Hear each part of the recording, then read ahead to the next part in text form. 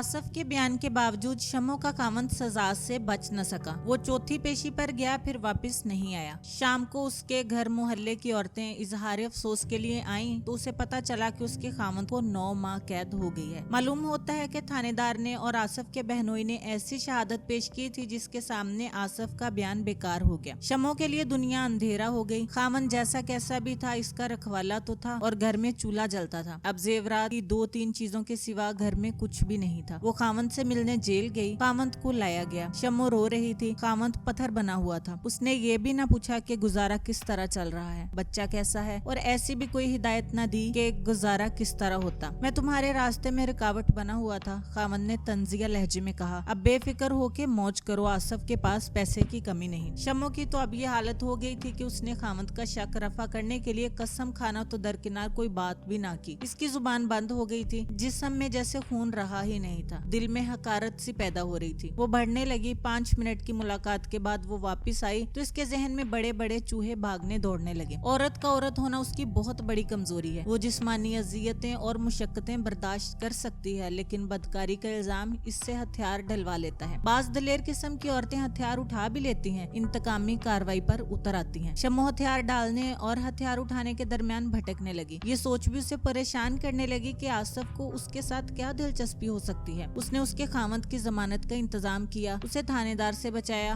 और फिर अदालत में उसके खामंद को बचाने के लिए गलत बयान दिया। क्या वो गैर मामूली तौर पर मुखलिस और नेक है? क्या वो बुज़दिल है जिसके सामने अपना मतलब बयान नहीं कर सकता? शम्मो को ये सवाल परेशान करते थे तो उसका मुसीबत ज़्यादा दिमाग उसी एक नुक्ते पर अटक जाता कि वो खूबसूरत और जवान औरत है और आसफ की दिलचस्पियां इसी नुक्ते पर मरकूज हैं। मगर आसफ इससे मिलने की कोशिशें क्यों नहीं करता था? इस सवाल पर आकर वो फिर भटकने लगती थी। चंद दिनों में ही मोहल्ले वालियों को दिल बहलाने का एक और जरिया मिल गया। दीवारों के सिर्फ कान नहीं होते, जुबान भी होती है। किसी घर की कोई बात किसी से छुपी नहीं रहती, बल्कि ये 4 दीवारी की दुनिया का अजूबा है कि जो बात छुपाने की कोशिश करो वही सबसे ज्यादा फैलती है। आसफ के बहनोई के घर के मुतालिक मालूम हुआ कि वहाँ मियाँ बीवी में बकायदा लड़ाई झगड़े शुरू हो गए हैं। वजह ये बयान की जा रही थी कि आसफ ने अदालत में जो बयान दिया था इस पर उसका बहनोई सख्त नाराज था। इस हद तक नाराज कि इसने अपने घर में आसफ का आना बंद कर दिया था। आसफ की बहन को अपने खामंद का ये इकदाम बहुत बुरा लगा। उसने अपने खामंद से कहा कि वो अपने भाई के साथ ताल्लुक नहीं तोड़ सकती। ये खामंद भी खपती था। खपती ना भी होता तो उसका खामंद होना ही काफी था। वो कैसे बर्दाश्त कर लेता कि उसके फैसले को उसकी बीवी रद्द करे। मियाँ बीवी की चपकलश यहाँ तक पहुँच गई कि खामंद ने ये हुक्म जारी कर दिया कि ना उसकी बीवी अपने मैके जाएगी और ना उसके मैके का कोई फर्द उसके घर आएगा। ये बीवी उन बीवियों में से थी जो तंग आकर जंग पर उतर आती हैं। इसने खामंद का ये हुक्म मानने से इनकार कर दिया। शम्मो के अपने हालात ऐसे थे कि किसी के लड़ाई झगड़ों के साथ इसे कोई दिलचस्पी नहीं थी, मगर 1-2 करीबी पड़ोसियों ने उसकी दिलचस्पी का रुख मोड़ दिया। उसे बताया कि आसफ के बहनोई ने ये मशहूर कर दिया है कि आसफ ने अदालत में जो बयान दिया है वो शम्मो को खुश करने के लिए दिया है, क्योंकि इसके साथ उसका खुफिया दोस्ताना है। ये बात दिलचस्प भी थी और लजीज भी। औरतों ने मजे ले लेकर और शराफत का इजहार करने के लिए कानों पर हाथ रख कर एक दूसरी को सुनाई। इसे ज़ेबे दास्तान से आरास्ता किया, अपने तख्लीक किए हुए सबूत पेश किए और शम्मो पर आसफ के दोस्ताने का इल्जाम साबित कर दिया। जिस बीवी का खामंद मर जाए या कैद हो जाए या किसी लाइलाज मर्ज में मुब्तला होकर माजूर हो जाए, वो बदनाम हो जाती है। उसे शक की निगाहों से देखा जाता है। शम्मो के खिलाफ तो कुछ शहादत भी हाथ आ गई थी। औरतें उसे क्यों बख्श देती? यही औरतें जब इसके घर जाती थी तो आसफ के बहनोई को बुरा भला कहती और शम्मो को बेगुनाह साबित कर जाती थी। शम्मो और आसफ की कहानी इतनी मशहूर हुई कि दूर दूर तक फैल गई। इस दौरान शम्मो की बहनें बारी बारी इसके पास आईं और उसे कुछ पैसे दे गईं। इनमें से सिर्फ एक बहन इसके शहर में थी। शम्मो 20-25 रोज बाद अपने खामंद से मिलने जेल गई, मगर खामंद से मुलाकात न हो सकी। उसे कहीं से भी पता नहीं चल रहा था कि खामंद से मुलाकात न होने की वजह क्या है। वो इस जगह जा खड़ी हुई जहाँ कैदियों की मुलाकातें होती थी। सलाखों से बाहर उनके रिश्तेदार उनसे बातें कर रहे थे। वहाँ कैदियों से पूछने पर उसे बताया गया कि इसका खामंद हर वक्त गुस्से से भरा रहता है। उसने जेल के एक वार्ड को भी जख्मी कर दिया है, इसलिए उसे लग कोठरी में बंद कर दिया गया है। ऐसे कैदी को मुलाकात की सहूलत से महरूम कर दिया जाता है। ये भी बताया गया कि केस अदालत में दे दिया गया है। शम्मो वापस आ गई। उसे अपने खामंद के साथ अब इतनी सी हमदर्दी ही रह गई थी कि वो इसके बच्चे का बाप है और वो कैद में है। वो घर आ गई जहाँ की दीवारें भी कह रही थी कि ये औरत खामंद की गैर हाजिरी में मौज मेला कर रही है। एक रोज ये खबर सुनाई दी कि आसफ की बहन खामंद से लड़ झगड़ के अपने बच्चों के साथ मैके चली गई है। इसके बाद एक घर में मातम था। शम्मो इजहार अफसोस के लिए गई तो वहाँ आसफ की बहन से मुलाकात हो गई। शम्मो ने नाराजगी का कोई ख्याल ना किया। आसफ की बहन के साथ दिली हमदर्दी का इजहार किया। आसफ की बहन ने भी शम्मो के साथ हमदर्दी से बात की कि वो अपने खामद के जीते जी बेवा हो गई है। दोनों के दरमियान नाराजगी वाला खिंचाव खत्म हो गया और बेतकल्लुफी से बातें होने लगी। आसफ की बहन ने उससे बताया कि उसके भाई की ये अदालत है कि किसी का बुरा मांगकर खुश नहीं होता है, जिसे मदद की जरूरत हो उसकी मदद करता है और मनमानी करता है। बहन ने उसे बताया कि 3 साल पहले अगस्त 1947 में जब हिंदू और सिख यहाँ से जा रहे थे तो कत्ल और लूट मार होती थी। एक हिंदू घर में 2 जवान लड़कियां थी जिन पर साथ वाले मोहल्ले के मुसलमान नौजवानों की नजर थी। वो आसफ के दोस्त थे। आसफ भी जवान था। उसने इस हिंदू कुंबे को दरपर्दा और बड़ी दिलेरी से रेलवे स्टेशन तक पहुंचाया। इसके दोस्तों को पता चला तो इसे बदनाम भी किया और मार पिटाई भी हुई। उस पर एक तो ये इल्जाम आयद किया गया कि उसने हिंदू लड़कियों के बाप से हजारों रुपए मुआवजा लिया है और दूसरा ये कि वो हिंदू के मकान पर कब्जा करना चाहता है। ये सबने देखा कि इस मकान में एक महाजर कुंबा आकर आबाद हुआ। आसफ की नादतों ने उसे बदनाम कर रखा है। वो किसी की सुनता ही नहीं। शम्मो के मामले में भी उसने किसी की ना सुनी। अगर हम नेक को नेक कहना शुरू कर दें तो तफरीक का और कौन सा जरिया रह जाता है। 4 दीवारी की दुनिया में लगाई बुझाई और दूसरों की जग हंसाई का सामान पैदा करना तफरीक का बड़ा ही दिलचस्प तरीका समझा जाता है। अपनी करतूत पर पर्दा डालने के लिए दूसरों को बुरा कहा जाता है। आसफ और शम्मो भी लोगों की तफरीक का जरिया बन गए। इस तमाशे में दूसरा तमाशा ये हुआ कि आसफ की मंगनी टूट गई और दिलचस्पी यूं बढ़ी कि शम्मो को बदकार औरत करार दे दिया गया। हालांकि ना आसफ को कभी किसी ने इस गली में आते देखा, न शम्मो को किसी ने कहीं जाते देखा, न किसी को कोई और सबूत मिला था। इसका नतीजा ये हुआ कि शम्मो को इधर उधर से दोस्ती के इशारे मिलने लगे। उसने इन इशारों को नफरत से धुतकारा तो और ज्यादा बदनाम हो गई। धुतकारे जाने वालों ने खुफत मटाने के लिए उसे खूब बदनाम किया। एक रोज इसका वो बहनोई आ गया जो इसी शहर में रहता था। वो अकेला आया था। इसने शम्मो को 30 रुपए दिए और दिल खोलकर हमदर्दी का इजहार किया। ये भी कहा कि वो अपने आप को बेयारो मददगार ना समझे और ये भी कहा कि वो अपनी बहन को पता ना चलने दे कि वो यहाँ आया था। उसने कहा तुम्हारी बहन यानी इसकी बीवी शायद पसंद ना करे कि तुम्हें माली मदद देता हूँ। 3-4 रोज बाद वो रात को आया और 10 रुपए देकर बैठ गया। शम्मू से बड़ा भाई समझकर खातर मदारत की और बेतकल्लुफी से बातें की, मगर बड़े भाई ने अपनी नीयत का इजहार कर दिया और वाजिया कर दिया कि वो इसका भाई नहीं। इसने शम्मू को सब्ज बाग दिखाए। शम्मू का पसीना निकल आया। उसने उसे साफ अल्फाज में धुतकार दिया। बहनोई साफ बातों पर आ गया। बोला आसफ को कौन से सुरखाब के पर लगे हुए हैं, मैं तुम्हारी माली मदद का जिम्मा ले रहा हूँ। शम्मू रोई भी और उससे जली कटी भी सुना दी। इसके बहनोई का अंदाज ऐसा हो गया जैसे वो किसी तवाइफ के घर में आया हो। आखिर वो ये कहकर चला गया कि मैं जानता हूँ कि तुम कितनी कुछ शरीफ हो। उस रात शम्मू रोती रही और खुदा से मदद मांगती रही। लोगों ने उसे असमत फरोशों का दर्जा दे दिया था। अपने बहनोई की नीयत उसकी पीठ पर आखिरी तिनका साबित हुई। वो खामद की कैद के दिन गिनने लगी। 1 महीना गुजर गया जब वो उससे मुलाकात के लिए गई थी, मगर वो इससे नहीं मिला था। दूसरे दिन वो मुलाकात के लिए चली गई। उसे खामद मिल गया लेकिन वो इसका दुश्मन बन चुका था। इसने शम्मू को एक खबर सुनाई कि इसकी कैद में 3 साल का इजाफा हो गया है। अदालत ने ये सजा जेल में दंगा फसाद करने और एक वार्ड पर कातलाना हमला के जुर्म में दी थी। खामद ने दूसरी खबर ये सुनाई कि वो इसे तलाक देगा। तुम मेरी मौजूदगी में बेवफाई करती रही। खामद ने कहा अब मैं कैद में हूँ। शम्मू ने अपने बच्चे का वास्ता दिया, बच्चा तुम्हारा है मेरा नहीं। खामद ने कहा और मुलाकात के कमरे से बाहर चला गया। शम्मू कहती है कि बेशक उसे मारता पीटता भी, लेकिन साफ पता चलता था कि वो ऐसा खामद है जो बीवी को अपनी लौंडी बनाकर रखना चाहता है। मगर जेल में उसके बोलने का तरीका और हरकतें ऐसे थी जैसे उसका दिमागी तवाज़ुन खराब हो गया हो। जेल में ये देखने वाला कौन था कि वो पागल है या नहीं। उसने गालबन दिमागी खराबी की वजह से वार्ड को जख्मी किया था। कानून ने उसे 3 साल सजाए कैद दे दी। शम्मू के दिल में हमदर्दी भी पैदा हुई, लेकिन दूसरा तूफान इतना तेज था कि हमदर्दी को उड़ा ले गया। अब तो वो इकलौते बच्चे को सीने से लगा लेती और दुआ करती थी कि खुदा बच्चे को बहुत जल्दी जवान कर दे।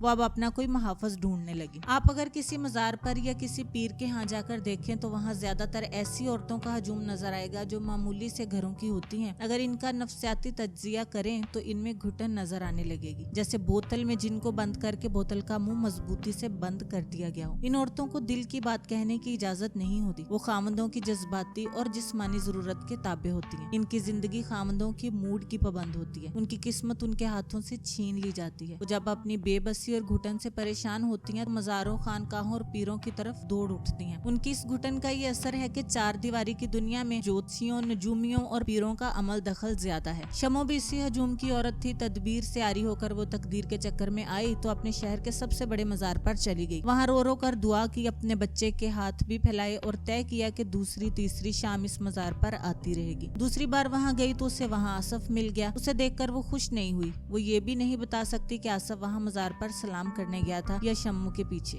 वो उसे मिलना नहीं चाहती थी। आसफ ने उसे रोक लिया और पूछा, तुम्हें मालूम है कि लोगों ने तुम्हें मेरे साथ बदनाम कर दिया है? सब मालूम है, शम्मू ने कहा, और ये भी मालूम है कि तुम्हारी मंगनी टूट गई है और खामन ने मुझे जुबानी तलाक दे दी है, शम्मू ने कहा, और उसे 3 साल मजीद कैद मिल गई है। मेरा ख्याल है तुम अकेली वो इंसान हो जो हर कसम खाकर कह सकती हो कि मैं बदकार और आवारा नहीं हूँ, आसफ ने कहा। वो शाम जब मैं तुम्हें थाने के करीब मिला था और आज का दिन जब हम इस पाक मजार में इत्तेफाक से आमने सामने आ गए हैं, मैंने तुम्हारी सूरत भी नहीं देखी। मैं तुम्हें मजलूम औरत समझकर तुम्हारी मदद करना चाहता था, वो कर दी, मेरी रूह खुश हो गई। बस यही है मेरी बदमाशी। शमो का सीना बातों से भर गया। वो आसफ के साथ अलग जा बैठी, रोती रही और आसफ को सुनाती रही कि उस पर क्या गुजरी है और वो मोहल्ले की औरतों के लिए तमाशा बनी हुई है। उसने इन चंद एक आदमियों के नाम भी बताए जो उसके पीछे पड़े हुए हैं। अपने बहनोई के मुतल्लिक भी बताया।